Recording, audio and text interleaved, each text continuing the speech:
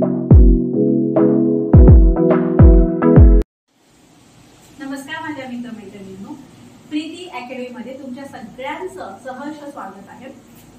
मागील व्हिडिओमध्ये आपण EMRS म्हणजेच एकलव्य मॉडेल रेसिडेंशियल स्कूल या स्कूल तर्फे जी एक्झाम घेतली जाते त्यामध्ये TGT मराठी या ही जी एक्झाम आहे तर या एक्झाम मध्ये जो सिलेबस आहे तो आपण मागच्या व्हिडिओमध्ये बघितला होता। ठीक आहे, तर आता या व्हिडिओमध्ये आपण याचा एक एक जो भाग आहे तो अतिशय सविस्तरपणे आपण इथे अभ्यासणार आहोत। तर या व्हिडिओमध्ये आपण नाटक हा जो आपला एक टप्पा हा जो एक भाग आहे सिलेबसचा तर हा आपण इथे सविस्तरपणे आता आपण अभ्यासणार।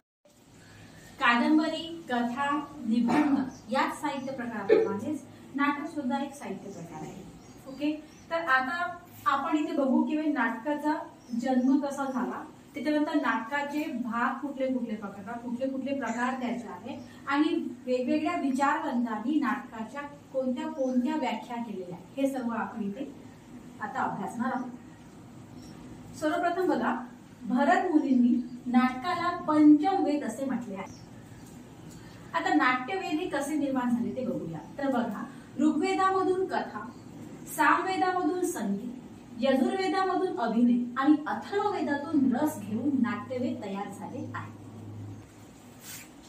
तर बघा, आता आचार्य अभिनव गुप्ता यांनी नाटकाबद्दल कुठल्या प्रकारची व्याख्या केली ते आपण बघू। त्यांच्या मते नाटक हे असे दृश्यकाव्य आहे जे प्रत्यक्ष कल्पना व अर्धव्यवसायाचा विषय बनवून सत्य व असत्याचे सुंदर मिश्रण करून सर्वसामान्यांना आनंद प्राप्ती करून देते।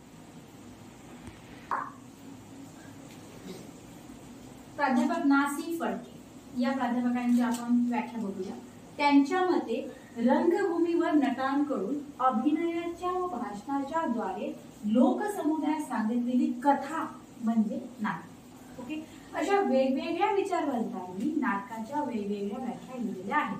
ठीक आहे, तर आता आपण बघू की नाटक याचे प्रकार किती आहेत। ठीक आहे, तर बघा, आता नाटक याचं लोकनाट्य, शोकनाट्य, सुखनाट्य, भावनाट्य आणि प्रहसन हे नाटकाचे प्रकार आहेत आणि या प्रकारानुसार नंतर मग विषयानुसार नाटकाचे किती प्रकार पडतात हे आपण बघू। माझ्या मित्रमैत्रिणींनो, या व्हिडिओमध्ये आपण नाटकाच्या व्याख्या आणि नाटकाचे प्रकार बघितलेले आहे। या पुढील व्हिडिओमध्ये आपण याची सविस्तर माहिती बघूया। आता आपण इथेच थांबू। थँक्यू।